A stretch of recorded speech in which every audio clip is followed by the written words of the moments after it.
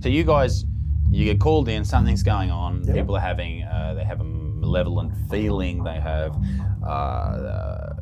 as I said in the recording, anxiety, stress.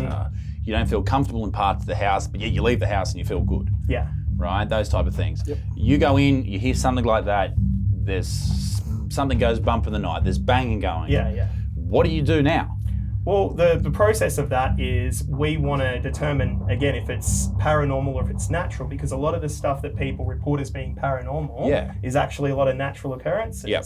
It can be anything from electric fluctuations, the temperature changing, like that affects floorboards. Old houses, that type of stuff. Exactly. So, and we also want to check on the person as well, because our group, we're in a fortunate position where we do have trained counsellors.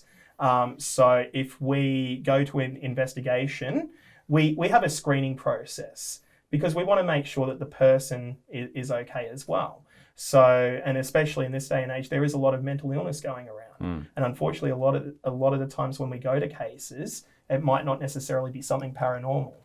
So people are hearing voices. Yeah, and I guess we're lucky in that sense because we do have a procedure that we follow when it comes to this. We want to get people help. Of course. And be that help in a spiritual side of things or in a mental health side of things. It's basically just going through and having an interview with them and just talking it through with them. And then from there on in, we can determine whether or not it might have more of that mental illness angle or if it might be something that, I mean, for the sake of doing a clearing, what the psychics do is basically, it's like a saging of the house. It's I'm probably not the best person for that because, again, I'm more the skeptical side, but our psychics can basically sense the entities around and they can kind of clear them off. And I'm not the best person to answer. Man, listen, regardless of skepticism and all that, I'm not mad at that. No. I'm not mad. Like, when I buy a house, I'm getting... Oh, you gotta get it cleared. Get someone to come in and do a clearing. Why not? Why not? Yep, that's it. Like it just makes sense to me because either there's two options with the paranormal. Yep. Either it's rubbish or it's true. It's true. Yep. Let's play the table there, gents. Let's put a bit of sage. At the same time, there is a lot of rubbish out there too, within the paranormal as well. So you got to kind of weed out all that type of stuff as well. So it's such an interesting sort of like. And do clearings work?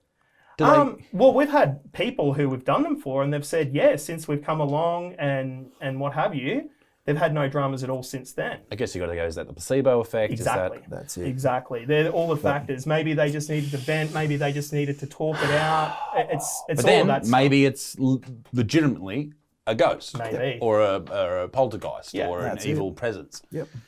That's where it comes back. I guess 90% of the time, I don't think it's paranormal.